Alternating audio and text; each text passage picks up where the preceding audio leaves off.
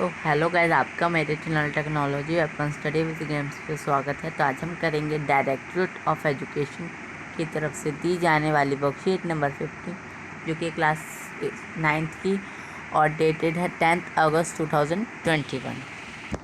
तो ये आपकी बुक बिहाइव की बुक पे बेस्ड है।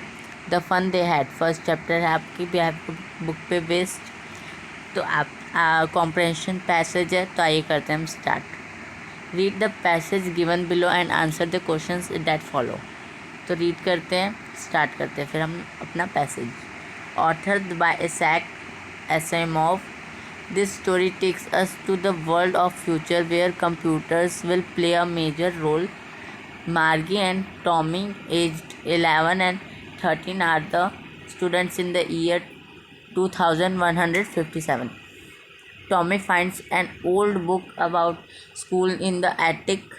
They are surprised to see the still words in the book as they are used to only move word of telebooks. तो इसमें क्या बोल रहा है, ऑथर किस चीज़ के हैं?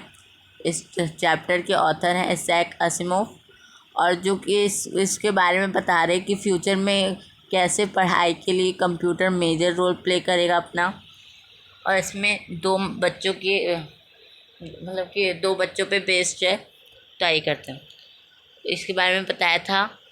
मार्जी है जो 11 ईयर्स की है और टॉमी जो है वो 13 ईयर्स का है, और वो स्टूडेंट्स हैं जो कि उसके बारे में फ्यूचर के बारे में बताते हैं 2157 के बारे में।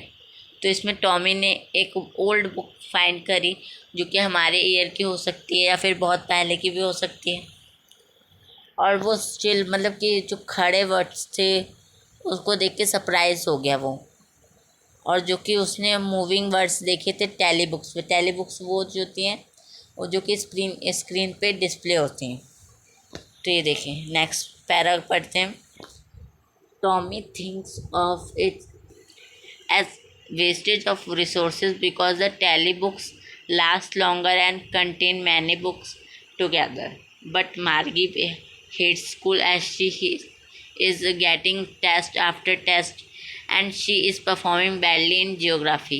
Her mother calls for county inspector who repairs it and tells them that it was due to some faulty setting in her teacher. तो इसमें क्या बोल रहे हैं कि टॉमी जो वेस्ट रिसोर्सेज, जैसे कि उसने टैली बुक्स देखी थी, बहुत पहले की थी और उसका बहुत सारी बुक्स उसके साथ में रखी हुई थी। और मगर जो है वो मार्गी जो है उसकी दोस्त, वो स्कूल को नापसंद करती थी, एकदम नफ़रत से करती थी। तो इसमें बोल रहे कि वो इस नफ़रत करती थी क्योंकि उसको बहुत सारे टेस्ट देने पड़ते थे और वह बहुत बुरा कर रही थी जियोग्राफी में। और उसकी मम्मी ने बुलाया काउंटी इंस्पेक्टर को रिपेयर करने के लिए, और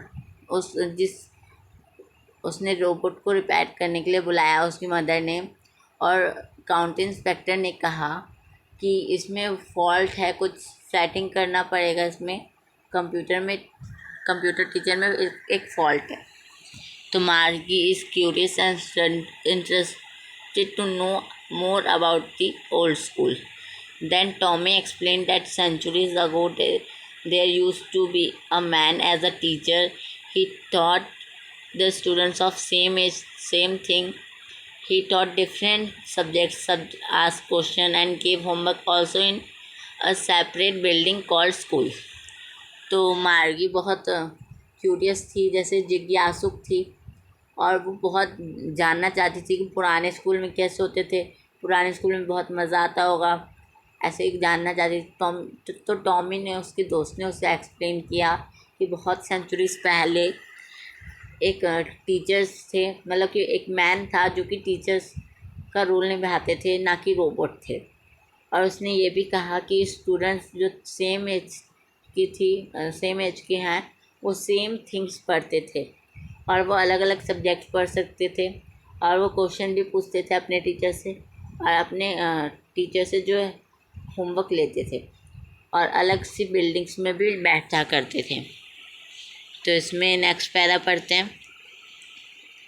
टॉमी एंड मार्गी attend school in their homes only at a fixed time from Monday to Friday. While submitting her homework to her teachers, she thinks about the old school where the kids had a lot of fun studying together and playing, helping each other in studies, sharing and caring for each other. She is lost in the thoughts of the old school. तो इसमें क्या बोल रहे हैं कि मार्जी और Tommy जो हैं वो अपने स्कूल में अपने घर में ही स्कूल अटेंड करते थे, जैसे कि हम अभी करते हैं ऑनलाइन स्टडी, वैसे ही वो भी पहले मतलब फ्यूचर का बता रखा है, तो बहुत आगे वो भी ऐसी थिंकिंग स्टोरी है, तो वो भी ऐसे ही पढ़ते थे कंप्यूटर पे मंडे टू फ्राइडे, और अपना होमवर्क अपने टीचर को देते थे। और वो सोचते थे कि पुराने ज़माने के जो स्कूल थे वो बहुत अच्छे हुआ करते थे, और जिसमें बहुत सारा फ़न होता था, मज़ा होता था, और बच्चे जो है साथ में पढ़ते थे, साथ में खेलते थे, एक दूसरे की मदद करते थे और शेयर करते थे। मतलब शेयरिंग इज़ केयरिंग, ऐसा तो आपने सुना ही होगा। तो शेयर करते थे, अपना लंच शेयर करते थे, पेंसिल, नोटबुक ऐसे कुछ शेयर करते होते।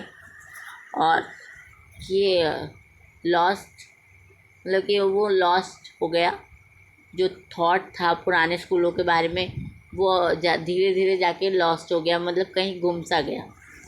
तो इसके बारे में हम नेक्स्ट वर्कशीट में पढ़ेंगे। तो यहीं तक थी ये वर्कशीट, और क्वेश्चंस करते हैं आगे के।